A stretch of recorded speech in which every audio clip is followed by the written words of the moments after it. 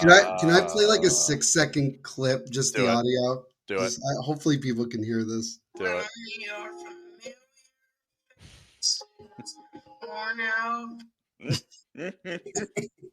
That's how I feel. That's how we all feel. Ugh. Well, we said it on Tuesday that we were either going to come out here and it would be really exciting or the complete opposite, and we got the latter half. So welcome everybody back. Episode number 47 here. It is the season wrap-up here for the Calgary Flames. It's our Connor Zary episode, by the way. It's our Connor Zary number episode. Oh, yeah, that's right. Number 47. 47. Yeah. Can you believe that? We nearly reached 50 before this season ended. Yeah, despite I had a week off. I had a week off. You had a week off. Sometimes we only did one on Monday. Couldn't do it on Thursday. Yeah. Pretty bizarre. I know. Pretty bizarre. Well, it's going to be a lot of ones going forward, especially. For sure. Oh, yeah. Well, I don't know. I mean, we'll come on and just talk playoffs maybe, but... Well, we also, we have the Wranglers. I feel like we need to give them at least some consideration, no? Yeah, we'll look at it. Okay, I will. Yeah. No, you say that now. Okay, I'll be more interested in it, for sure. That's what I'm saying. Yeah. Too. I don't think the playoffs for them start till next week, I think. Yeah, it's a weird format for the AHL. Next week, yep. Something like that. Yep. Well, on Tuesday, the Flames got the job done, 5-4 in a shootout, but the out-of-town scoreboards did not, as St. Louis beat the absolute brakes off of Utah. After Utah shouted out the Flames and said, "We got you," and then decided just not to show up. I actually didn't know that. Oh, yeah, the Utah social media account reached out to the Flames and was sent out the gif of "We got you." Is there a tweet? Is there evidence of this? Go look at their if you go look at their Twitter in their replies. We got you. Yeah, it was something along those lines, and then they completely get obliterated. How about you actually live up to your expectations? And then there was hope in the third period until about 20 seconds left there in Minnesota, and unfortunately they broke our hearts as the Wild tied it with 20 seconds left, sent it to overtime, and that's all that needed to be done as the Calgary Flames season comes to an end on Tuesday. The season's not over though tonight, though. We're going to talk about who's in the lineup tonight. You got some key pieces in. We're going to see the debut of Zane Parekh. We're going to see the debut of Hunter Brustevich. We're going to see Sam Morton up. We're going to see Suniev as well to come in. Daniel Vladar starting tonight. No more Dustin Wolf for the rest of the year. We'll kind of break down a little bit what happened Tuesday night. We'll talk about the season as a whole, and we'll talk about what to expect tonight. So I don't know if Neil, I think I found it. You found it? Yeah. Okay. Well, they posted the pic from The Office saying, "Do you want to form an alliance?" That's what it was. Yeah, that's right. Absolutely, I do. Yeah, you guys suck. And then they get trounced. And Sergachev, by the way, flipped the middle finger at their own social media team on the way off the ice. By the way, so not fun. Well, nobody likes their last game of the season. No, of course not. So, let's talk about Tuesday night a little bit. We talked about it right before we jumped on, and I wanted to continue the conversation a little bit because I think the big question again, it was out of their control, it was out of their fate. Credit to Minnesota for tying it with 20 seconds 100%. Left. They provided all the pressure. I was watching the last 10 minutes of that third period, and they provided all sorts of pressure on them. So it felt like at some point they were going to tie it, and credit to them, they did, and they stuck through it. So, and then despite that, the Flames being down 3-1, and I asked Neil before this, do you think the energy and maybe the nerves maybe would have came back into play, and I think we would have seen a different outcome maybe in that third period because, to the Flames' credit, they came out with literally nothing to lose because their season was over. Sure. And they came back, fought hard, and they came back and ended up still winning the game. But I wonder if it would have been different had Minnesota not tied it and it gave the Flames a chance to go out and still win. Yeah, like I said before we jumped on, I think it would have made a difference. I can only imagine, because obviously I didn't watch the game, but I can only imagine going into that third, the energy just everywhere was down, just because of the fact that you kind of figured you knew what was happening. You knew that. And to be frank, they weren't playing well at all. Right, and they weren't playing well either. So that was unfortunate. But I give the Flames a lot of credit that they didn't just allow what happened beyond their control to basically affect them the rest of the way. I think it's important for them that they found a way to fight back and ultimately win. And especially because, again, that was the last home game of the year. Mhm. That's your fan appreciation night. Yeah. You appreciate the fans by going out there and giving them a better effort at the end of that game and winning the game ultimately. Also, again, let's not forget that was win number 40 on the season. Like, Like, that's an accomplishment in itself. And I get that, like, we're still at a split on this fan base about how people perceive this season. Some people will say it was a waste of time to be in this race for as long as they were, to not only not make the playoffs, but now our first round pick is not going to be as good. And then there's the people that I guess I would lean towards, that I'm more on, is that they weren't even supposed to be in that position when the season began. We were just hoping for them to be relatively competitive. mhm. And they were competitive all season long. They were there. And yeah, you can look back and say, oh, if we'd gotten a better result in this game or that game or whatever, there's nothing you can do about it once it's over. Yeah. And, you know, I think regardless, it's been a really positive season. I did see someone tweet this out, and I agree completely. The only thing is that I don't want the front office to think that you can run it back with the team you have now. You Yeah. can't. You have to add. You have to add something. You have to add scoring. I would like to see them add maybe another defenseman or two, because I personally, I'm in the middle with Miramanov at this point. I really can't tell He's like you. your 7th D man at this point. Yeah, and I feel like I personally think you could find someone better, but that's just Sure. me. But there's a lot of positives to be had. There's a lot of guys that stepped up in different ways. I think our next episode should be like season awards, something like that.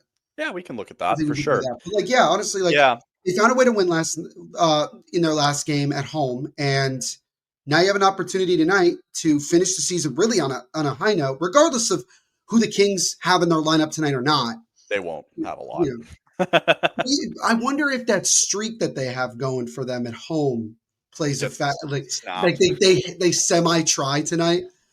Well, I think the exciting thing tonight for Flames fans, what they're going to watch is they're going to watch the young guys come out and play. And you're going to watch Suniev, you're going to watch Parak, you're going to watch Brustevich, you're going to watch Morton come in.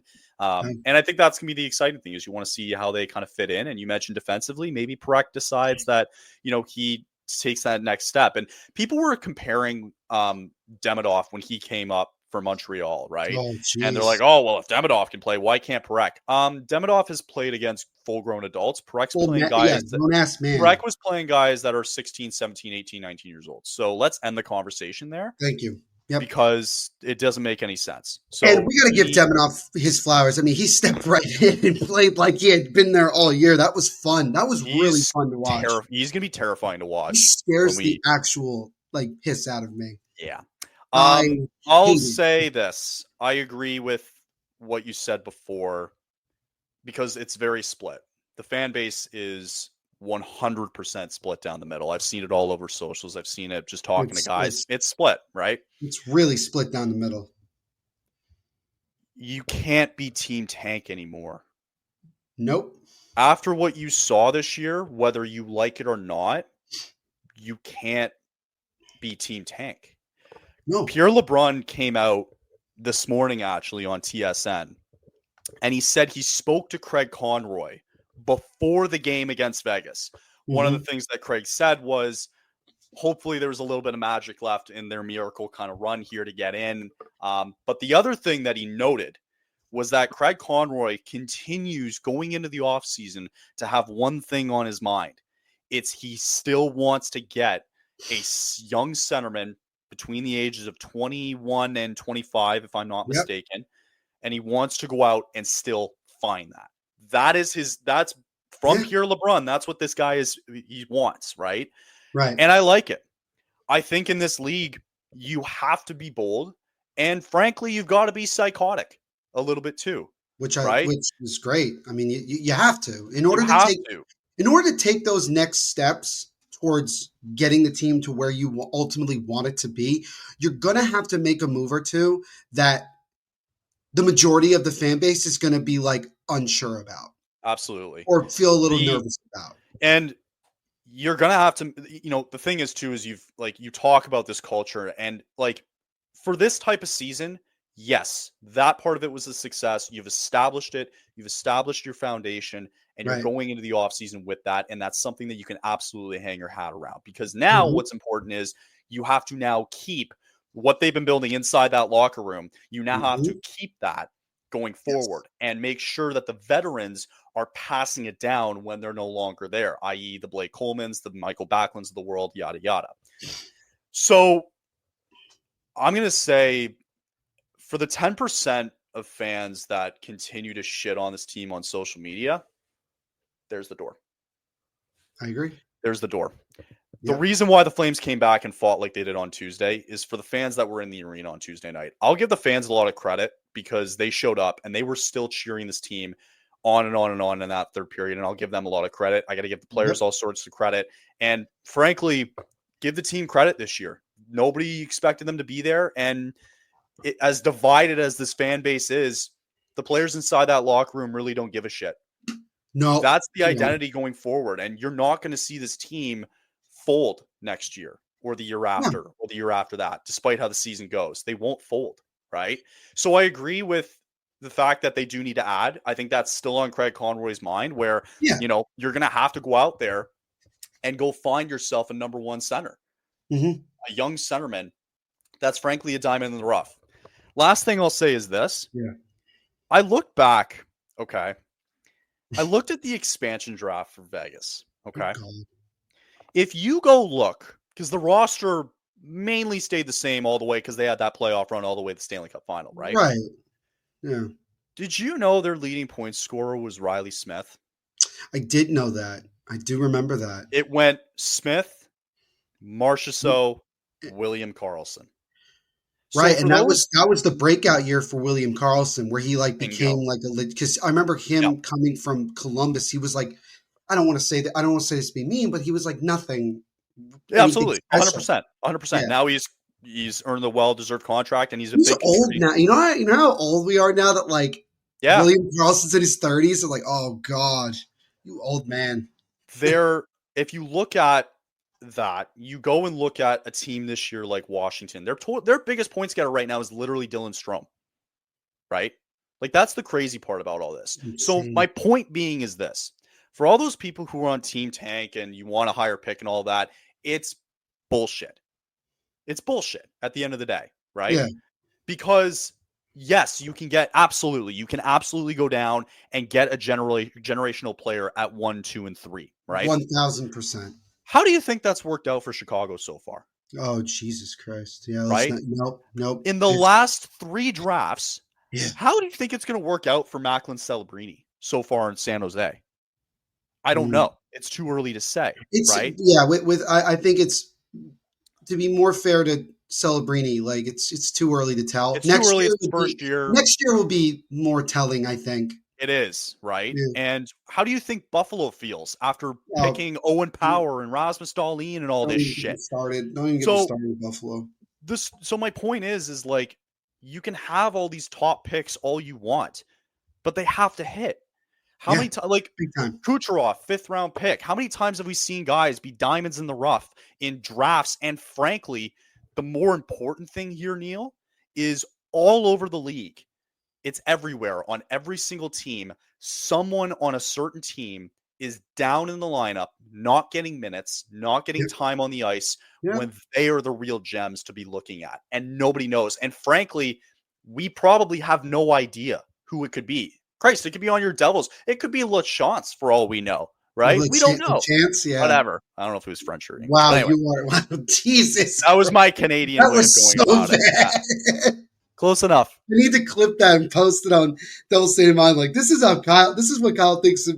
That was my Frenchie. That was my Frenchie way of putting it, bruh. So, I think what's important is you're right. You can't stay away from the plan, right? You have to let a lot of these contracts, frankly, what they have already in Joel Farabee, which isn't awful, Sharon Govich, which can kind of turn around, Jonathan Huberdeau, and Kadri, who you just have to let it go, right? Eventually, you're going to have to make some big decisions with Rasmus Andersson. I think the way to go about it is you have to let him go. I don't know how, it can hurt the locker room all at once, but we've seen Steven Stamkos leave the Tampa Bay Lightning, and it seems just fine there because it rallies around John Cooper, and that's where it begins, right? Yep. So, in my mind, Anderson should go this summer. I'm very fascinated to see what he does, and he might be a bargaining chip for what Craig Conroy could be looking for here as a top centerman between the ages of 21 and 25. This team, you're probably not going to see a lot of changes in terms of internally, right, with the players. You got to let these deals kind of play out. You got to sign Wolf long-term. You got to sign Coronado long-term, who had a fantastic year. Zari, who's probably third on that list. You still have to find a way to lock him down, maybe a bridge deal. But ultimately, don't be surprised if they don't do anything, if they don't do a lot this offseason. I should say that. The preface still for Conroy is to go out and find that number one center, but also understand that the guys in their system from the draft last year are going to play a huge role in this process, right? The Andrew Bosch's of the world, the Battaglias of the world, the Henry Muses of the world. The list goes on and on and on because it was such a strong draft class. Mateev Gradin, who's still in the playoffs this year for the Quebec Major Junior League, who's lighting it up for Shawinigan. That's something you have to stay the course, right? I think it's fair to say that the future is bright for this Flames team. I think that they've done a really good job of evaluating, talent. One guy I'm surprised you didn't mention going back a few minutes ago was Adam Klapka. I feel like at the end of the year is really Klapka came out, man. He really did. You know who I would have loved if he didn't get hurt? You know who I would have loved to see throughout the year was Kirkland. I really would have seen that. And also, let's not forget that Anthony Mantha got hurt 5 games into this season? We talk about scoring, right? Who knows? He might have been a guy that maybe would have helped along the way. I don't want to use it as an excuse because look at the team I cover. We have 2 of our main guys out and they still made the playoffs. Well, Anthony BSing their way to the playoffs, but by the way, the Flames did finish with more points than the New Jersey Devils. Oh yeah, no, look, I've said it before. If we were back to the old standings where it wasn't top 3, the Devils would be playing like Washington in the first round. I'm just being totally honest. Totally. Which proves my point of how stupid this system is. This system is. Which I need to talk about later in this episode. We will, and we're going to get to our playoff predictions, and we'll look at the playoffs more thoroughly. But I want to wrap it up. Kyle's going to do something fun live today. I can't wait. It's all fresh, right? All fresh. Last point, though, really is, and you brought it up, you got to keep the course, right? You obviously, next year is my biggest question, I think, next year is I think this team clearly wants to make the playoffs. And honestly, that should be the goal.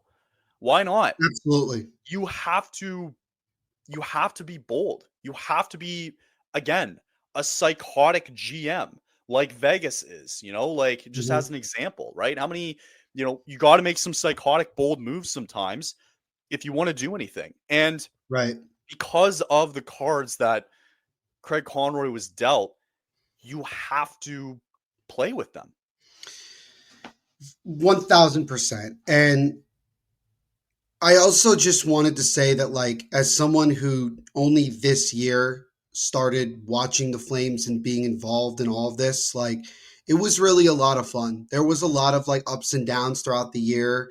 But they made it really fun for me, especially to the point where we had 46 episodes to talk about a Flames team that was in contention to make the playoffs.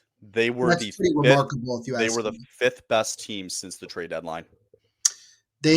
If they had gotten, I don't want to go back and look what they could have done, what they didn't do or whatever. I don't think they needed to do anything differently. The biggest reason why they're not making it is because of the St. Louis Blues. That's it. If the Blues even only had a 5-game winning streak, the Flames would have been in. We wouldn't be having this conversation. But again, that's neither here nor there. You got to give the Blues credit. You got to give Jim Montgomery credit. They are the hottest team going into the playoffs. I would not want to play them right now. Totally. I would not like to see them in the first round. But yeah, look, it's again, there's so much positive you could take away from this season. I know that so many people are feast or famine when it comes to what they want to see from their team. If Yeah. the team is like not that great or not a cup contender, then they should just tank. If the team is a cup contender, then go all out and all that stuff. But there also needs to be a process with this stuff that you have to see. And I think that you are seeing a lot of progress and process from this team for sure. And I'm excited about the future. And I really hope that Dustin Wolf plays tonight for the simple fact of I would like to see him tie Jimmy Howard's record for the most wins in a rookie season by a U.S. goaltender, because I think for him, it would be kind of like the cherry on top to what I think has been a phenomenal year for him. And they have established this is the guy moving forward. And you know how great that feels when you have at least one position set moving forward? That's awesome. And I'm really excited to see Dustin Wolf down, in the future, because this kid's going to be really, really good. Vladar is starting tonight, unfortunately. Son of a... Yeah. No, Sorry to burst no, that's bull crap. But it's also could be Vladard's last game as a Flame. We don't know. And don't forget, like, Wolf's played for the last 2.5, almost 3 weeks in a row. So you got to give him a break here, I think, because he really kept this team in it, and I think he deserves a long break. And he's gonna get a long break after that. He might play in the World Championships. We don't know. Maybe. Yeah, I could see that. That could be really good for him. But I don't know. It just a lot of guys that go to World Championships are guys that like just want to keep playing for a little bit longer. They don't want to just go. Yeah, like expect Mackenzie Weegar maybe to play.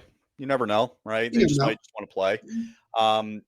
Like I think what people don't realize is that you've now solidified your number one goaltender, where you sign him long term. Frankly, 8 years. You sign him tomorrow, basically. Big facts. You probably get, like, because it's a goalie lifespan, you probably get in the next 10 seasons, you probably get 8 very good years out of Dustin Wolf. 1,000%. The defense, I don't really have a concern. I love Kevin Ball at the back end, to be honest, in that top four. I like him paired. I'm going to be very curious to watch that Zane Parekh and Kevin Ball pairing tonight. We'll get into the lineups a bit later. But that's a huge pairing. I'm excited about that one. That's a future pairing right there, if I'm honest with you. Mackenzie Weegar, after Backlund's done next year, because he has one more year in his deal, and I think Backlund will just come in and it might be his last hurrah. Mackenzie Weegar deserves to be captain of this team. Yeah. He needs to be captain. He's earned this. He's earned to be a captain of this team. Defensively, I don't think there's an issue really for Calgary. I think you can juggle it fairly well, and I think they have some deep guys, and you can go out and not spend a lot of money and just get guys who can play 5-6, and it's not an issue. You can replace Jake Bean, which he needs to go. I think he's got I think he's got another year on his deal, but I would send him down the AHL so fast. Holy crap. So maybe they decide to do that and they say, sorry, Jake, we'll eat like whatever it is, like $1 million and just send you down to the AHL. So the only thing really I think that needs to be addressed is that center position, because you basically can go back with this same team, expect better performances probably from a guy like Igor Sharangovich, who needs to have a better year next year. I'd like to see a bit more out of Connor Zary in a solidified role. I think for the most part, they started to figure some stuff out here, and maybe Adam Klapka all of a sudden, I really actually didn't mind him playing with Kadri and Huberdeau this year. So, there's not a lot of things they need to add offensively. They just need to add some goals in, and maybe they go out there and sign another Anthony Mantha type like deal with a 1-year deal this offseason, and it's very cheap and like a power forward type of thing. Yeah, power forward, go out, try to score a couple more goals, and that's all it might take for the Calgary Flames next year. So, it's going to look very similar, probably a little bit tweaking, but I think the biggest question this offseason is going to be Rasmus Andersson. That's the biggest question mark, and that is the direction this team's going to go. Yeah, I mean, I think that it's fair to say that you could probably, especially if you're going to deal him in the offseason, you're much more likely to get a better deal for him than if you tried to move him at the deadline.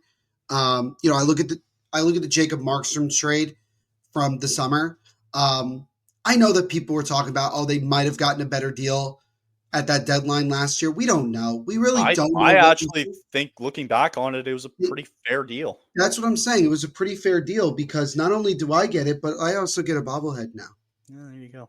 This was yesterday. Now Literally you got to rely on now for a fucking series against Yeah, we'll see. Carolina. I think it's really funny. They were showing a graphic of like Markstrom and Jake Allen. They both are exactly at 500 in their career in the playoffs, and I'm like, they have the best records by a Devils goalie going into the playoffs since probably Marty. That's Like it's fucked. really funny to think about, but no, I look at that deal. You look at it now, and you say to yourself, you got another first round pick, which is great. You could do. So is Anderson worth more or less than what that deal was? I think Anderson is worth. Can I say about the same? Is that fair? I think it's going to vary on. Well, number one, he wants to probably go to a contender. He wants to go to a contender, and we already know that there are a lot of contenders that will try to pull a fast one, and also they may not have the assets that might be enticing to Craig Conroy. So, but I think if you're Craig, I don't want a first round pick. What's the value of a first round pick? Get a prospect. Get a guy that you can get a guy that's already like I don't want to say established, but get a guy that like is already been playing in some regard and go from there. And I think you can. It's out there. 100%. It's out there. I wouldn't be looking for picks if I'm calling. I have a very interesting idea. Shoot. What if? Because they called about Rasmus Anderson. If the Leafs can't find a deal that works, what if we trade Anderson to Toronto for the rights, or we could do a sign and trade for Matthew Nyes? Thoughts? I think that's reasonable, personally. I think there would be more that would have to come with it. Well, again, the other thing that we have to establish is who's the GM of the Leafs right now. Yeah, I know. I'm just saying he knows Rasmus Anderson. He knows what he could bring. It's true. And also, I feel like they want to go a little old school with their team, like older guys. Plus, he would only have 1 year left on his deal. The more I think about it, the more it's kind of like. Oof. Also, their defensive core needs help, Kyle. Let's not kid ourselves. It's true. Also, the fact that they think that guys, they wanted Anthony Stolarz. Leafs Nation wants Anthony Stolarz to be up for a Vezina. Ha! Okay. I'm not even kidding. They want him up for a Vezina. I want Darcy Kemper up for a Vezina, and I think he had a hell of a year. Because Stolarz played like 30 games, and they're all hurt. Okay, if you go back 3 months ago, there was a We're getting off track. I know. I know. Quick. There was a period where he was playing very well, and I gave him a lot of credit. Then he got hurt, and he was okay the rest of the way. Right. Jacob Markstrom was playing at a Vezina level before he got hurt, not even in the conversation anymore. I know. It just happens.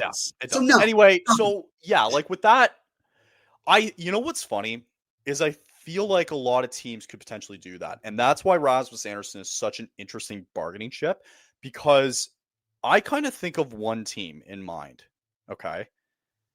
And I don't think so because I really believe they're going to sign him. But you look at a lot of these RFAs, right? It makes sense if you want to use him as a bargaining chip to go out there and find just as an example here, a guy who's an RFA is Marco Rossi for the Minnesota Wild. Yep. He's a young centerman in that age range. And frankly, he probably wants to stay in Minnesota, which is why it would never work. But you wonder what type of a bargaining chip he could be, right? Because he's only got 1 year and because he's so cheap. And frankly, he was kind of shit down the last 20 games or so for the Flames. He had a minus close to 30, I think. He was terrible. So I still think you could use the Markstrom trade as a building block? Somewhat of a building block. But Maybe. Again, the difference is that when you traded Markstrom, he still had 2 years left on his deal. Right. Whereas Rasmus Anderson has 1. Outside of that, you're not going to see much this offseason from these guys. You got to let the contracts go, and it's all right. And I hate the idea of being this team tank next year. What's the point? No. You're going to have team contend. Guess what? You know who's not going to allow you to be team tank? The guy who's in net this year. No, he's not going to allow it. Yeah. Guess what? Why would he? And that's the thing, right? If the fans want the 10% or whatever, however the percentage is for the fans, they want that to happen, right? Yeah. Well, you're wasting the years then of Dustin Wolf. You might as well trade him.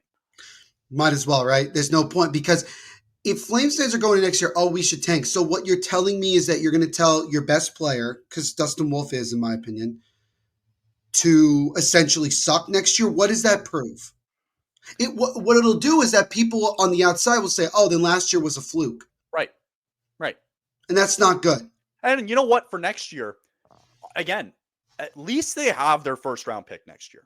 At least the draft class is going to be significantly better than what it is this year. Yes. Outside of the first overall pick, we have no effing idea what this draft is going to look like this year.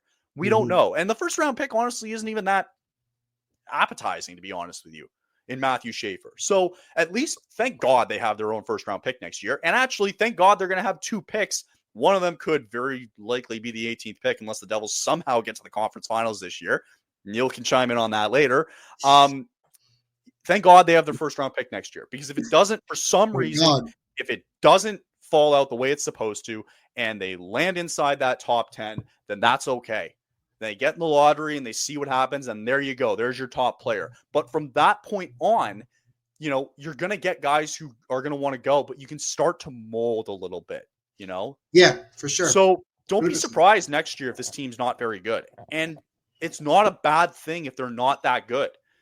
They're still protecting the future. The plan is still in place. They're not stirring away from it. They were just surprised by the way this year really went, so that next year, okay, you're going to have to just see how it goes. I think that was the whole idea when Conroy kind of started the year, is that you have this plan for these next 3 years where you just want to have this developmental process mindset in while kind of molding this team together the way that you want it to. And at some point, he's going to have to make a bold decision. Might not be this offseason. We'll have to see with Anderson, but you're going to have to make some bold decision in order to move this team forward, because they were a certain amount of goals away from getting to the playoffs. So there you go. All right. So that's that. And we will very quickly, I'm just going to bring up the lineup for tonight, and then we'll take a break. We'll just get some quick thoughts on it. I did mention Zane Parekh obviously is going to be in the lineup tonight, along with a lot of other rookies, including Sam Morton, Brustevich, and also Suniev in the lineup. So this is your projected lineup for tonight. And I mean, if we give a little shout out here to the End of the Dome podcast guys, who were a part of THPN, denying Wolf of reaching Vernon's record after the season he just gave you is total Babcock vibes. Uncool. He did just play for about 3 weeks in a row.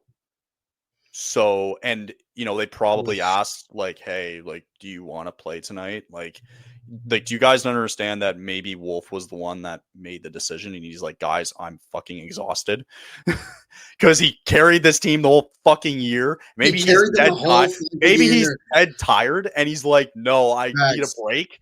Like, I think that's more important than, we got to get him to reach Vernon's record. Oh, sorry, Neil, but oh God, we got to get him to tie Jimmy Howard's record. Yeah, I know. The year spoke for itself, man. Fuck, like, relax. All right. I know. Anyway, I was like, a man can dream. I know. I really like Ball and Parekh tonight. That's going to be so fascinating to watch. They got him on the top pairing unit, which is going to be really cool to see. They have Suniev right up top there with Nazem Kadri there, and Adam Klopka just being where he is. I like it there. And then the other one to look for here is going to be on the fourth line. You're going to get Lomberg, who's still going to play. You're going to get Dryden Hunt, who's playing, and Sam Morton as well, too. So Jonathan Huberdeau's not on tonight. No Kevin Rooney tonight. No Rasmus Anderson tonight. Just a couple of notable guys not playing tonight. Yeah. And I mean, it's fine. You know, it's totally fine. And I think that's what makes it interesting is that, you know, you still have a reason to watch. Right. Yeah. I understand that some people just don't want to anymore. And it's like, so then don't watch. Like I've said this so many times about when people are complaining about this, that, or the other thing. And my response is like, you know what, if you're that unhappy, then don't bother. Yep. Like, really don't waste your time. Why are you here and why are you wasting your breath? Why are you wasting your breath, your time, and everything? And that just proves that there's people out there that just really, really just want to complain. And I get like the frustration too. I understand that. I understand being this like peak penis. You want to call it 9th overall, like, you know, in the West this year, all that crap. I get it. But I've kind of realized over time that, you know, there's no point really in being angry about this type of stuff because it's nothing that I can control. It's nothing that these fans can control either. As much as they want to chirp and bark about it, they can't control anything about it. So I'm just going to sit back and support this team because I love this team. 1,000%. From day one. You would say Yeah. the same thing for yourself, Neil, with the Devils. I mean, and a lot of fans should be feeling the same, where it's just like, even Blackhawks fans, right? As frustrating as it might be, like, there's nothing you can control. So Blackhawks just fans are a enjoy great the ride. example. Blackhawks fans are a great example of, like, their team is terrible right now, but they still sell out every freaking night. Yeah. Because they care. Yeah. Because they are supporting the team no matter what, even if it pisses them off. And there's people out there that do it at every fan base, everywhere. And don't get me wrong, like, there's nights and there's days where we're clearly frustrated with this team. 100%. I'm not denying it. 1,000% true. Yes. I'm more or less talking to the people that do it on a daily basis. Right. There's always the people that are like, like literally every single time that they even get an opportunity, they'll say some other BS like thing. And it's like, you know what? Just go away. Yeah. Just go away. Go watch something else. Don't waste 3 hours of your life. Yep. Every other day doing it. Like, it's exactly. Just, that's the way I look at it. And, it's just disappointing to see sometimes when you look at it from a lot of Flames fans who feel that way. And it's just, it's sad. It's just sad to see it because it's just like, that's kind of how the output you're putting on your life too. Right. So I'm enjoying it. Listen, there's 32 teams that can win it every single year. It's the hardest trophy to win. Right. And sometimes all you need is a hot goaltender, a couple of random diamonds in the rough. You don't even need guys like Nathan McKinnon, Austin Matthews, and McDavid to win the cup. Right. We've seen teams. It would be nice to have Matthew Tkachuk win the team right now, but that's here nor there. It's one of those things where it's like, fuck Brad Tree living. That's all I gotta say. There you go. It's more of just like, you don't know what could happen in the playoffs once you get there. That's kind of the way you always have to look at it. Like, it's a clean slate once you get to that point. It is. For some teams, it'll really be a clean slate depending on their schedule, which we'll get into in just a minute because I'm pissed about it. Also, I just want to say really quick, as a very funny side note, on that tweet in the bottom right corner, there's a thing, where the trending pages, it says, it's talking about Aaron Rodgers, but then it's trending with Jets and 6. That's really funny. I just find that really funny. Let's see if that's Cal's prediction when it's all said and done. You got it. Okay. So that's it for the Flames season. Overall, it was very cool to see, very cool to watch this year. And I'm excited for the offseason. I'm excited for the draft coming up again. And still reason to watch the playoffs, Flames fans. You have to watch to see what the Devils do. You have to watch to see what the Florida Panthers do because, your draft picks might be very close to each other in the first round and they might be meaningful. They might be bargaining chips. Who knows what they could be. That was Montreal, too. And Montreal. We'll get into all playoff action after the break here, after a quick read from our sponsors. We'll get into the scheduling, and we're going to make our predictions after the break here as well, too. So stay with us. If you're ready to win some real cash during the basketball and hockey playoffs this year, check out Pick 6 from DraftKings. When it comes to basketball and hockey payouts, DraftKings Pick 6 posterizes the competition, including prize picks. Hit all your picks and score higher minimum payouts on Pick 6 Plus. Even more cash if you outscore the competition. Pick 6 is available in most states, including Missouri, California, Texas, Georgia, and more. New players get $50 in Pick 6 credits instantly and on just a $5 entry. You download the DraftKings Pick 6 app now and use code THPN. That's code THPN for new customers to play $5 and get $50 in Pick 6 credits. Better payouts, bigger wins, only on Pick 6 from DraftKings. The crown is yours. Gambling problem? Call 1-800-GAMBLER. In New York, call 877-8-HOPE-NY or text HOPE-NY 467-369. In Connecticut, help is available for problem gambling. Call 888-789-7777 or visit ccpg.org. Please play responsibly. On behalf of Boot Hill Casino and Resort in Kansas, 21 and over. Age and eligibility varies by jurisdiction. Void in Ontario. Bonus bets expire 168 hours after issuance. For additional terms and responsible gaming resources, see dkng.co/ice. Is that a real person's voice, or is that an AI thing, you think? Pretty sure it's an AI thing. Okay, fair. Because the computers are taking over the world. Don't the BS that I get? Kyle, you have no idea the BS I get on my Instagram feed. I'm so angry. I get so angry with this crap. So don't worry about it then. It's okay. It's all okay. Oh, don't tell me it's okay. It's not okay. Dude, dude, the world is being taken over by AI. We're going to watch AI hockey and I'm going to be sick. I might be in the same boat, to be honest. Also, wait, we talk about AI, right? Did you hear the thing about the USHL? You heard about that? The USHL. What happened to the USHL? They're using ChatGPT next year to make their schedule. I'm not kidding.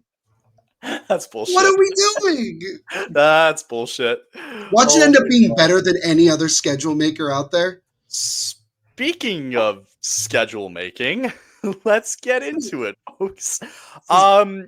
So the schedule did drop today for the NHL playoffs, and it's Say it. No, Kyle, just say it. Say it like you mean it. Really fucking bad. Thank you. It's pathetic. It's some BS. It is an utter joke is what it is. So I'm gonna bring it up here from Frank Saravalli. It's just because it's a good way to show this here, but it is the entire schedule here for the first round of the playoffs, which begin on Saturday. So if you look at, and for those of you listening as well too, we're going to start out in the Eastern Conference here. Here we are. I'll just run through it very quickly here. Starting dates for the East and the West. Leafs Senators Sunday, April 20th. You got Panthers Tampa start Tuesday, April 22nd. Montreal and Washington kick off on Monday, April 21st. Sunday, Devils and Carolina kick off their series. 3:00, by the way. 3:00 on Eastern. What? Great. St. Louis, Winnipeg, Saturday night. Colorado, Dallas, Saturday night. Minnesota, Vegas, Sunday night. Monday, Edmonton, LA. All right. Like, bull crap. What the fuck, man? What is this stupid ass schedule? So you've got 2 games Saturday night, right? Yeah. Everybody's excited. Playoffs, okay. It's all the West by the way on Saturday. They needed 4 games on Saturday, right? Yeah. Why the fuck in God's green earth is Tampa Bay and Florida not starting until Tuesday? So is there something behind it? I don't know. Is there something behind it where Matthew Tkachuk, Brad Marchand, and the rest of the crew there in Florida need to get more healthy and they bribe the NHL a little bit? I don't think there was bribing. I think the NHL did that. I believe the NHL did that on their own accord. That's what I believe. I can't believe they can't keep getting away with it. The schedule is a miss and a half. The only other team I would have seen, the only other series I could have seen being moved to like Sunday, or no, not Sunday, Tuesday, because reasons, is like Minnesota, Vegas, just so Vegas could be like, oh my God, they would have pissed off so many people. But like, even 3 games on Saturday. I love Grace, by the way, over on the right. I don't know if you see it, Kyle. Yes, yeah. He said, love when games start at a reasonable hour of 11 p.m. Tuesday, game 2 between the Golden Knights and the Wild at 11 Eastern. What? The LA Kings don't even start at 11 o'clock, and they're even further west than Vegas. What the fuck are we doing here? Honestly, it makes no goddamn sense. Oh, God. You want to alienate your fans. This is how you do it. And then also, I just want to say, why are we playing? I know that not everybody's religious. I'm aware. Why are we playing on Easter? Why is anybody playing on Easter? I just don't see a world like you could like wait another day. It's okay. So the only good news is that next Saturday, if I looked at it right, I think there's 4 or 5 games on Saturday next week. Jesus Christ. So whatever. I don't get it. It makes no sense. We can complain about it all we want. After we literally just want a tangent of like, this is fine. Everything's nice, right? It's fine. No, it's okay. Fine. You ready to do this? It's bracket challenge season, folks. Bracket time. I have mine up. You guys can't see it, but I have mine up. Neil, I'm going to give you the honor of picking where we would like to start. Let's start in the West. We're going to Because I like start. going from left to right. All right. On my screen, let's go from top to bottom. So for those of you listening, we're going to start in the West. Yep. We're going to start with the Jets and the Blues. The Blues. Holy crap. All right. Oh. Neil, I will let you have the honors. Your prediction for the Winnipeg Jets and the St. Louis Blues. Fantastic. Well, you're welcome. The biggest thing that you have to keep your eye on for Winnipeg is the fact that Nikolai Ehlers is week to week with an injury. That is huge. That is a major thing. Massive. And the other thing to keep in mind is that we've seen Winnipeg in the past not do well in the playoffs, particularly Connor Hellebuck. For as great as he is in the regular season, and he's going to end up winning the Vezina. Maybe he makes a run at the Hart. Who knows? He just underperforms in the big moments. I will give him credit. I thought he played really well in the Four Nations. So that was kind of like, I was kind of like, all right, that's a big moment. And he played well. St. Louis is coming in as, without question, the hardest team, the hottest team going into the playoffs. And it's really, really, the points differ, but look at the goals per game, Kyle. It's dead even, man. You're going to get a high scoring. This is pretty dead even if you have to. It actually feels a little bit like a coin flip. A little bit. So with that in mind, my prediction is going to be the Blues in 6. Wow. You got St. Louis in 6. And also, Kyle, who's the President's Trophy champions this year? The Winnipeg Jets. When was the last time a President's Trophy team won anything? Never. It's real. You want an upset in the first round? This might be the one, people. I'm just saying. So I'm going to go Blues in 6.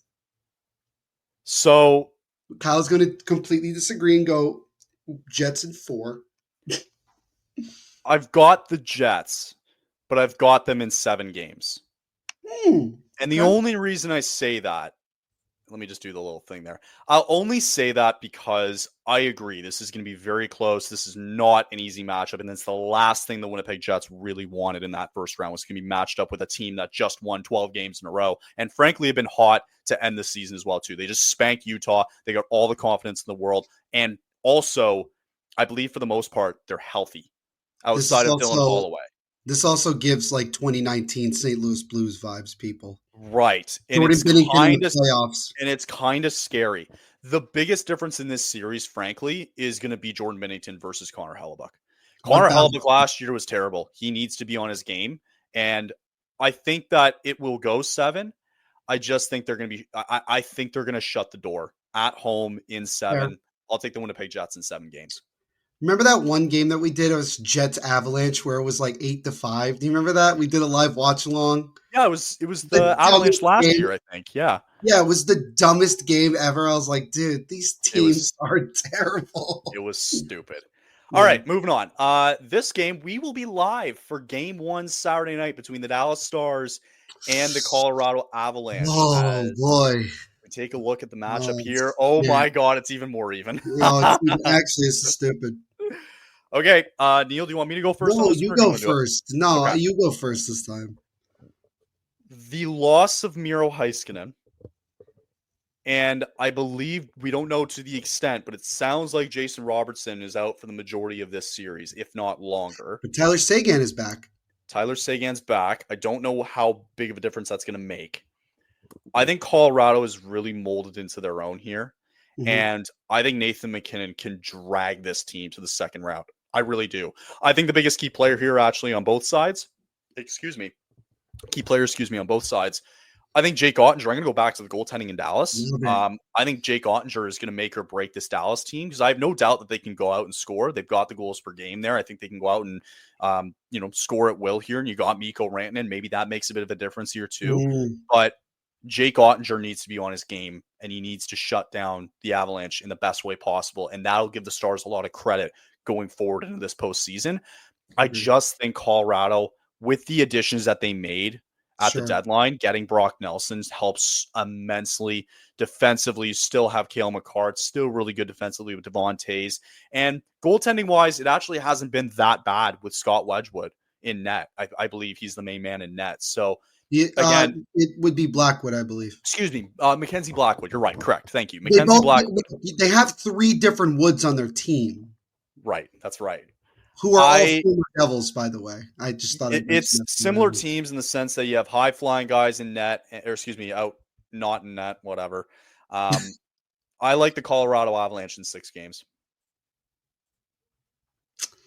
I'm not going to go on a long spiel with this one. I'm pretty much in the exact same boat as you are. I'm going to go with the Avalanche as well in 6 because Okay. I just think that the Avalanche are that really sneaky, like they're sneaky in the sense of like they could easily go on a long run in the playoffs. Yep. Also, I don't know if you mentioned it, but there's a certain captain that might be returning to the lineup. And Gabriel Landeskog returning? Yeah, Avalanche in 4. Oh my God. So that's the thing, though. They don't have the Stars don't have Heiskanen, and they don't have Jason Robertson, who I imagine probably won't make it back for the series because there's no way he was. If they make it to the second round, I see him playing. Right, but now you have Gabriel Landeskog. But now you got Landeskog. You got that big boost. Avalanche in 4. I'm gonna okay. Is that actually your prediction? No, I got Avalanche. Okay, all right. Yeah, right. Yeah, Avalanche in 2.5. I'm gonna go with the Avs in 6 as well. Just because, again, I agree with a lot of what you said in just the fact that there is so much, and there's a lot of momentum because, like, also the other thing is this: you don't think the Avs want to beat Mikko Rantanen? Oh my God! They want to beat the Also, you forgot somebody who I think is an X factor offensively for Colorado, Martin Necas, who's really fit in very well. I forget, there were so many times earlier this year when he first got to Colorado, where he looked just as fast as Nathan McKinnon. It was kind of wild. And I was like, where did this speed come from? And I'm like, it's the system in Colorado. Jack Drury, don't forget, too, who's on that team as well now. Cale Makar. I like Colorado here. Love it. Colorado in 6. I think. All right. Golden Knights and Wild. What do you got here? You go on this one. I have the Knights in 5. I also have the Knights in 5. I don't. Look, Minnesota is limping into the playoffs. I know that they got Eriksson back. They got Kirill back. But, like, they were free-falling. They were lucky to get in. They were free-falling super hard. Yeah. It was not an easy thing. And I just think that the Golden Knights are going to overwhelm them at times. They've already played scores difference here even. Like, I know. If it gets beyond 5 games, I'll be surprised. Me too. So I'm going to go with Vegas in 5 on that one. I also have the Vegas Golden Knights in 5. All right. Here's an intriguing one. This is the one. This is my favorite series in the West. I know people are going crazy for Colorado. This is the one. This is the one I'm going to be watching from start to finish. It's going to be fascinating because, well, now it escalated because of Darnell Nurse, who cross-checked. Who was it? Sorry. Oh my God, who was it? Who was it? Quinn Byfield. Oh my God. Yep. Byfield in the head, and he got 1 game. And now Darnell Nurse is back for game 1. Didn't matter. So you got the Darnell Nurse did that because he knew he probably wasn't gonna get suspended for the playoffs. He was like, I'd take a free shot. Probably. So you got the LA Kings with home ice advantage over the Edmonton Oilers here. Oilers coming in riddled with injuries. No Matthias Ekholm for, we know, the first round of the playoffs here. Stuart Skinner apparently is going to be the guy in net for Edmonton, and LA coming in very healthy, very good. And the best team at home in the NHL. Neil, who do you got? Kings in 6. I'm gonna say 6. I don't think Edmonton's gonna put up a good fight. It's the Oilers. Like, this is a team that went to the finals last year. Oh yeah, you can't dispute that. Of course, this is the third year in a row that we get this freaking matchup in the first round, or 4th. I don't remember at this point. The LA Kings, if I'm not mistaken, swept the season series with the Oilers. The Kings want blood. They are out for blood. They're mad. This is their Stanley Cup final. Well, like, honestly, the funny thing is like, for Darnell Nurse to get 1 game, that probably is the worst case scenario for the Edmonton Oilers. if you think about it. Because now the Kings are pissed, and now they're going to be like, fuck you guys. Exactly. We're coming after you. 100%. I think this goes Actually, to I'm going to change one little part of my prediction. Okay. I'm gonna say Kings in 7. I actually think this goes. I have the distance. Kings in 7. That's what I was. I'm gonna say 7. I want to give the Edmonton Oilers credit where credit is due because they're very good at home. By Jets. Sorry, I'm just filling this. I actually already forgot what I said for some of these. I said Blues in 6. What did I say for the Avs? 6. I have Jets in 7. I've got Avs in 6. I've got Knights in 5. I've got Kings in 7. And I have Blues in 6, Avs in 6, Vegas in 5, Kings in 7. The one that I like is I actually don't mind your Blues pick because I think that is a series that will absolutely go the distance. For sure. All right, let's head out east now. Let's start with the Battle of Ontario. The Leafs win the Leafs win the Atlantic. And the Ottawa Senators. I don't care. Sens in 4. Sens reached the playoffs for the first time since I believe 2017. 2018, I believe, if I'm not mistaken. No, you're right. 17 when they went to the conference finals and lost to the Penguins. Yes. So the Senators come in. I believe Leafs are going to be favored in this one. Neil, who wins the Battle of Ontario? Do I do it? Do I just, it's the first run of the playoffs. It's the ultimate enemy to the Leafs. But I don't, okay, I'm going to be fair. I'm going to be logical about this as much as I don't want to be. I'm going to go with the Leafs in 6. I think that the Senators will put up a good fight. I really do. Okay. Goaltending is a little bit of a question mark. I don't know who they're going to start in game 1 because Ullmark, obviously you paid him all that money, but who's the Finnish goaltender they have? Forsberg, Anton Forsberg. No. The younger one. Oh, sorry, for the Leafs. No.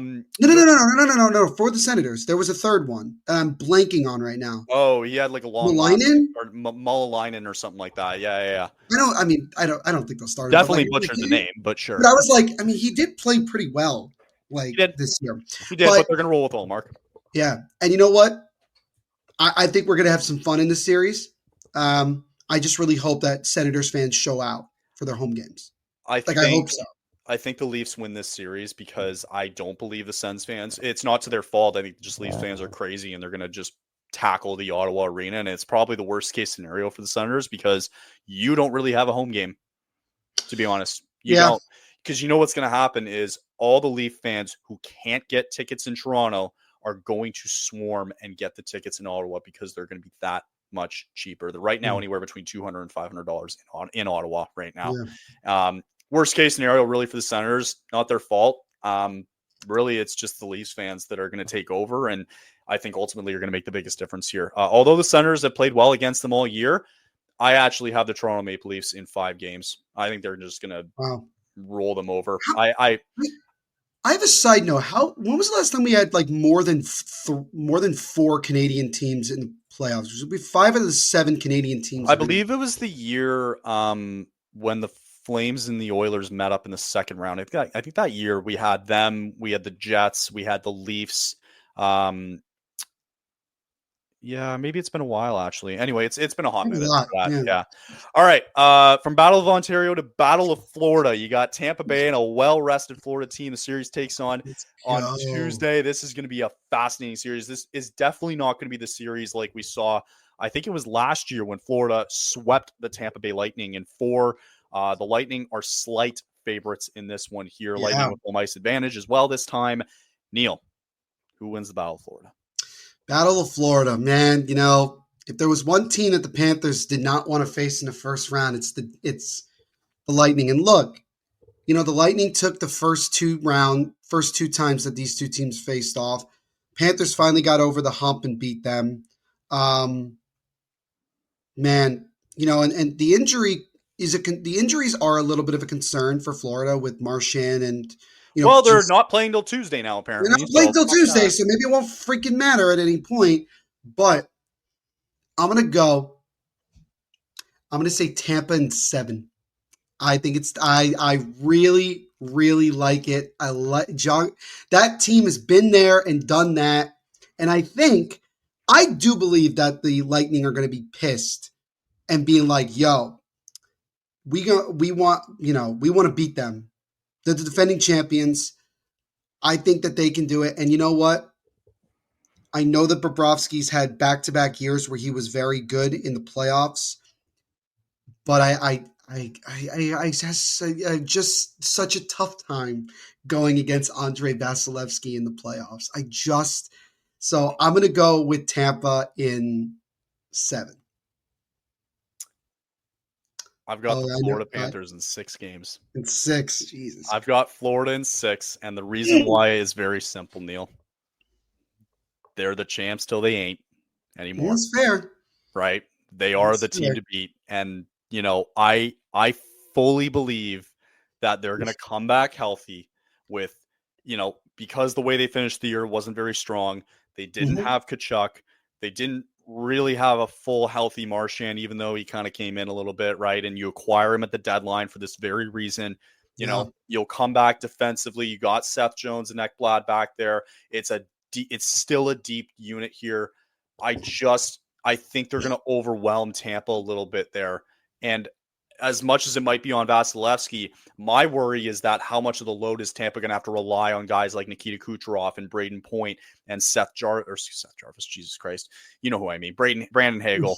I just think they're the champs till they're not. I got the Florida Panthers in 6 games. I think I just think that it could very well go 7 games, 1,000%. Very well. I think if they get home ice, though, and it's game 6 and Florida's up 1 in this series, I think they close it out at home. Love it. All right. Let's head to Washington now as the Capitals take on the Montreal Canadiens here in our second to last matchup here. All the analytics so far point towards the Washington Capitals here. They don't let in a lot of goals based on Logan Thompson being very well, although his health is actually a bit of a concern. He's been hurt. We've seen a lot more of why is his name escaping me at the moment? Lindgren. We've seen a lot more of Lindgren. A lot more Lindgren. Maybe they're just getting ready for Thompson to get ready for the playoffs. That's my guess here. I would still start with Lindgren in the playoffs, personally. And maybe they do. But Washington's got home ice. Neil, Capitals, Canadiens. What do you got? The Capitals are very lucky that they didn't win the President's Trophy. Otherwise, or else you're smelling an upset. Yeah, because I think the difference for Montreal is Sam Montembeault, personally. Yeah, I think so. I would agree with that. Who I really like, by the way, long term. I like it. But I'm going to go Capitals in 5. It just stop. Don't give me that look. Here's the thing. Montreal, I don't want to say limped into the playoffs. They really had to wait till the very last second to clinch that spot. It wasn't we almost had the Blue Jackets, which I think my opinion would change if Columbus got in. Yeah. But I think that Montreal, I think this is a really important learning year for them. I think that they will put up some fight. Yeah. But I think overall, I think the Capitals are the better team. So I'm going to go with the Capitals in 5. And you're going to tell me that you have Montreal in 7, aren't you? So I've liked the Capitals all year. I think they've stumbled a little bit late, if I'm not mistaken, as well, too. They're a powerhouse in turn, too, with Tom Wilson and a lot of the bigger guys on that end, too. They've really rode on the coattails of Alex Ovechkin all year, right? And you commend him for how well he's done there. I thought it was really important for Montreal as well, too, on the other side to bring in Ivan Demidov. I think he just brings a different dynamic now to this team. And now all of a sudden he's a bit of a wild card going into this playoff series. Neil, I've got the Montreal Canadiens in 7 games. I knew it. I knew you were going to do that. All right. I don't know why. I think everything about this says that Washington should absolutely win this series. You're absolutely right. Sure. I'm not going to discredit anything that you're saying. I just have this funny feeling that there's going to be the Capitals have been stumbling into the playoffs. Yeah. Their top points getter right now is Dylan Strome. And as well, too, here, they've got a lot of guys in there that have to contribute in order for this team to be successful. It goes down the line to Pierre-Luc Dubois, Tom Wilson, who I think is the top goals getter on this team so far, blah, blah, blah. For Montreal, I think they've played, and just watching them play last night, despite a little bit of a lighter Carolina Hurricanes lineup, they play very well defensively. They're dynamic offensively too, especially on the power play. Kyle, Neil, I'm telling you, I think Ivan Demidov has a coming out party, and he's going to go banana lands in this first round series. I think Montreal forces Game 7 back in Washington, and I think they steal it from the Capitals. And I've got the Canadiens in 7 games. I'm telling you, man. I think we've seen it before. We've seen it before. All the crazy. What happened with Florida 2 years ago? I'm not saying that Canadians are getting in the Stanley Cup final. Absolutely not. Do I think they can win this series? Hell yeah, they can. Absolutely. What are you thinking the other way now? What are you? Or are you frozen? You might be frozen. Okay, I think Neil's actually. Oh yeah, he's frozen. He had his head down the whole time, and then I thought he was frozen the whole time. Oh, that's a fun way to do it. Okay, we'll give Neil a hot second to come back in, but I don't know why. I'm still gonna roll here with the Montreal Canadiens. I really do.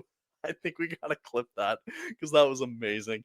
All right, we'll give Neil a second to come back here because he obviously wants to have his take here. We got one more series to look at here in Carolina and New Jersey before we say goodbye for the day here so far. But yeah, I don't know about you guys. I just think that you look at Washington, who stumbled down the stretch a little bit. You look at, is there an injury concern maybe with Logan Thompson? You know, you have to rely on a lot of guys within Washington to make up for a lot of your goals here. It's going to be Tom Wilson. It's going to be, Ovechkin, who's going to play a part of it again this year because, again, it's they were riding him all year long and all the way to the very end. And you wonder if, like, a lot of that celebration is kind of halting a little bit for this team.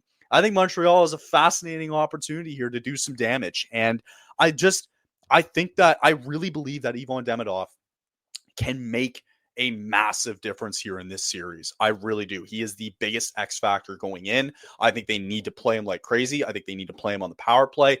He's just watching him. It's just dynamic to watch. Nick Suzuki has emerged as a leader. I could be dead wrong about this too and think that Washington probably wins this in 4 and I would look stupid for it, but I don't care. I think it's the playoffs and stupid shit can happen, and I'm going to roll with the Montreal Canadiens here. I think they get it done in 7 games. I think they find a way to go into Washington and steal one from them. I think they can make it very frustrating for them, and I don't think it's out of the realm of possibility that they can do something very special here. So do I think they go further past this? Probably not, but I will commend them for their effort here because I think they can upset here and I think they can do something special. So we'll give Neil a minute to come back here. I'll start talking about the last series while we're at it here.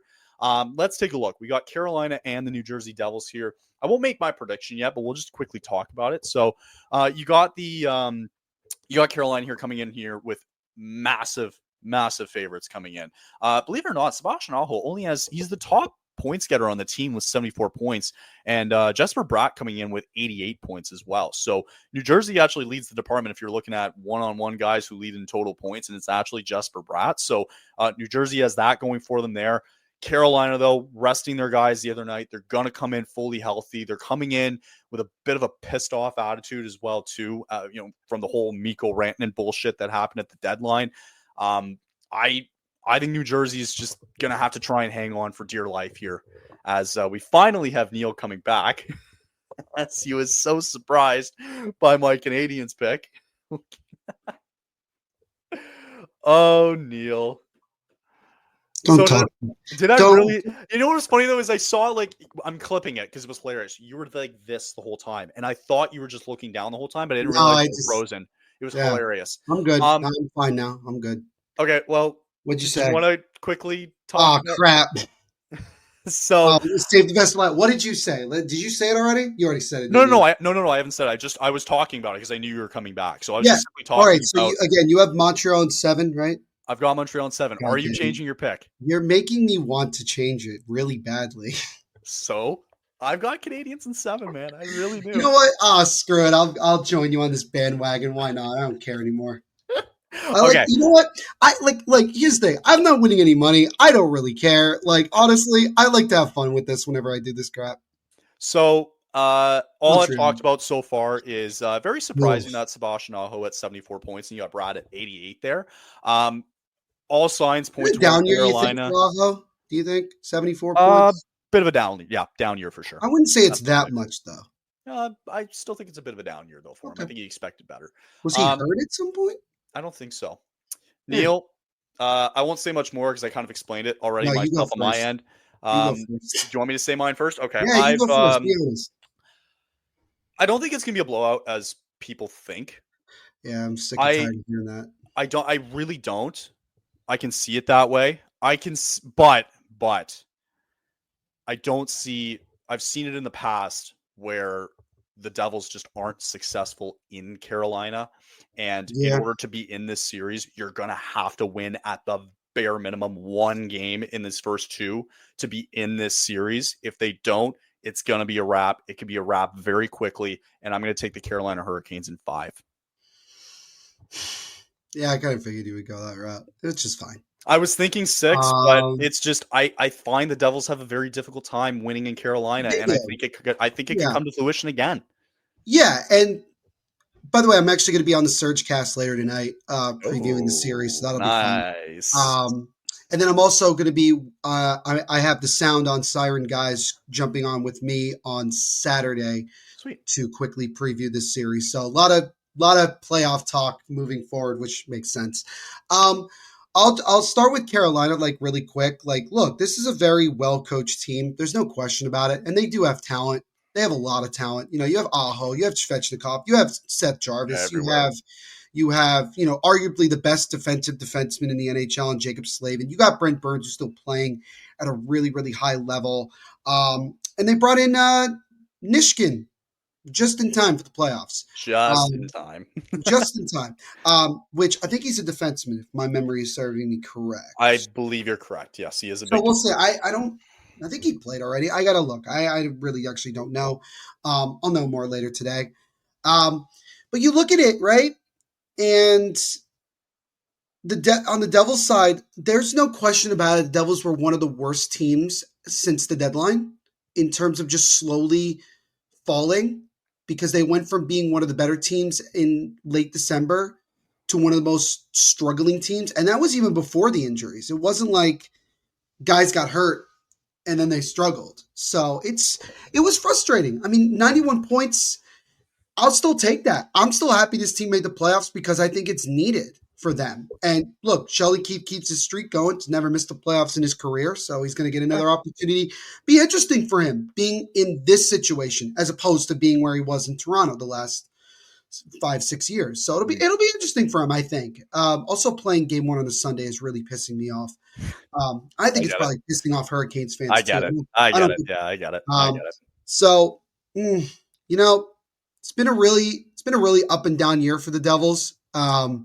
Whatever happens, I think it's still been somewhat successful despite the adversity.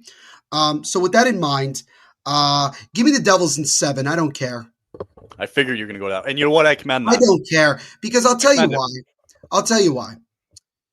The Devils aren't healthy, but they have one thing that's better than the Carolina Hurricanes, in my opinion, and that is goaltending. There is no question in my mind that they have the better goaltending, because the Hurricanes have always had question marks about their goaltending. I think that they were trying to get John Gibson at the deadline, but the price was just too much. Sure. I think that would have been a really good addition if they had done that. You have Peter Kochetkov. You still have Freddie Anderson as well. And both of those guys, if you remember 2 years ago, Kyle, neither one of them were really that tremendous against the Devils in the second round. Yeah, I mean, and that was only because the Devils' goaltending was just that much worse with Vitek Vanacek and Akira Schmid, as we both saw in that series. The Devils needed to upgrade their goaltending, and they did. They got Jacob Markstrom in the fold, and he has gotten back to a better form of late since coming back from injury, which is great. Perfect timing. And the Devils still have one of the stingiest defenses in the NHL, despite not having Siegenthaler back in the lineup. But he might come back, apparently, according to Keefe now. Now, apparently, that's changed. So we'll see. But not having Jack Hughes is a big hole to fill. There's no question. But you got it. I commend that, though. I really do. You got to stick with your team till the end, right? I stick with my team, and I think that they can match up with Carolina in several ways. And so I know that, like, I'm being biased. I know I'm being a homer. You're supposed to be. You're supposed to be. I can see a world where the Devils do it. And you know what? I gotta be honest with you, Kyle. If they get past Carolina and you're facing Montreal in the second round, the Devils have dominated the Canadians for a while. And that would be a really interesting second round series, my opinion. It absolutely would. There would be a really strange world that if it's Montreal, New Jersey in the second round, we're having one of the more unlikely teams making it to the conference finals. Very, with all things considered. Very unlikely. I'm gonna go with my boys from Jersey in 7 games. I don't care. All right. I'm going with it. And I'm gonna tell SurgeCast the same damn thing. So what I'm gonna do is I'm gonna stay quiet and I'm just gonna fill it out. Because I already have it in mind. Showing it. You're not gonna. Okay. No. Oh no. Oh, here's what I'll do. I'll remove it. Okay. Okay. I'm gonna quickly fill it out here. Oh, are you filling out the rest of the way? Okay. Wait. Oh, yeah. I gotta catch up. What did I say? Oh, I said Lightning in 7. That's what I said. Okay. And then, so before I show you. All right. I gotta catch up. So before I show you. What do you think I did? So my gut tells me you have like Panthers and like Avalanche. Neil, I've got the Colorado Avalanche winning the Stanley Cup. I knew it. I knew you would do that. Listen, I love Colorado. Again, Vegas and Colorado. Yep, that checks out.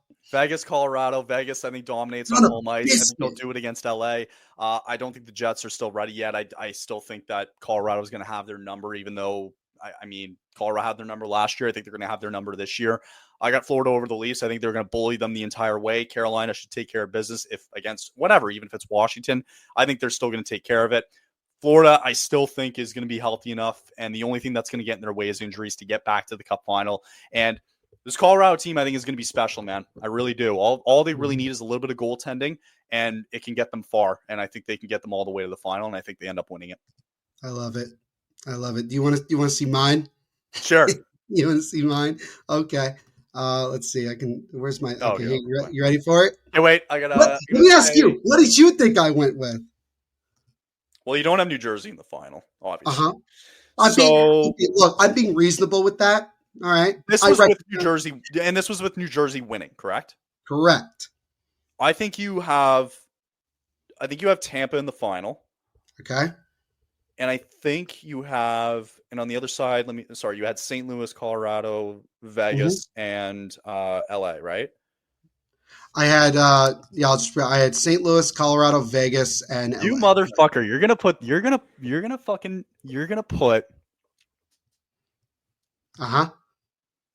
You've got Tampa.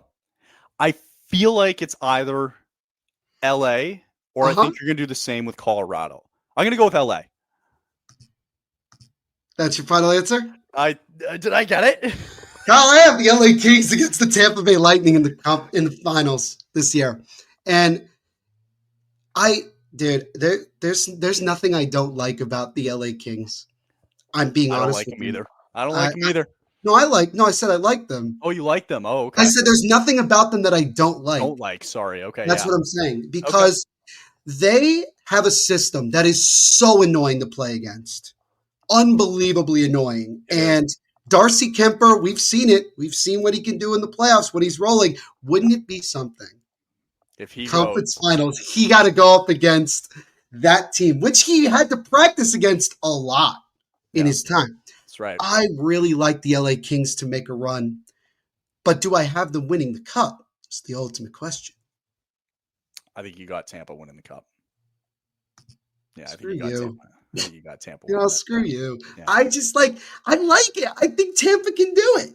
I thought I was like, you don't have the Leafs. You went on the Canadiens bandwagon. I feel like that was kind of a layup there for Tampa. I think the West is just, I think the West for you is just probably more tough to decide because I think like if answer me this. I don't think the Jets or the Blues get far. I don't think either one of them get far. No. Right. No, so I think in the West, it's probably a 3 to 4 horse race. Dallas, Colorado. I think Vegas gets through fine. I don't think the Oilers go far. I like LA. So, all right. Well, I think that's going to wrap it up for today. Again, that was our Flames season wrap up and playoff predictions. We're going to be live on Saturday night at 8:30. Game 1, Dallas and Colorado will be myself and Bailey, who was formerly part of the Surgecast, who's going to be starting her own thing very soon. Which I love it. Tuesday, we will be live Game 2 for the Devils and the Hurricanes. I actually do have one more question for you, Kyle, with regards to the bracket. What was your prediction for total goals? In the finals, I had 26. I was thinking like 31. Okay. I was actually looking it up before. I was like, it depends who's there, you know? When I did my March Madness bracket, right, the tiebreaker was like, combined score. Right. Of like the national championship game. I actually found a data that was created that showed the average scores. Okay. So I went with an average total points. That was like 140 something. Interesting. But I can't find an average for like, who scores this. So I'm just going to go with 31 and be happy with it. I like it. All right. Yeah, we'll be live Saturday night. We'll also be live Tuesday coming up. We got a lot of live stuff coming up, man. It's playoff season yet again. Awesome. I think we should sit afterwards and just plan out a little bit what our I think we can. Yeah. We can all do right. that. All right. You can catch next episode for us probably on Monday will be my guess. Yeah. We'll figure out kind of how the playoffs go. It might be once a week. It might maybe twice a week if I feel like it. But we'll just go from there. Cool. Good stuff as always. And we will catch you guys on Monday. Enjoy the start of the playoffs, and we will chat on Monday. Later, guys. Later.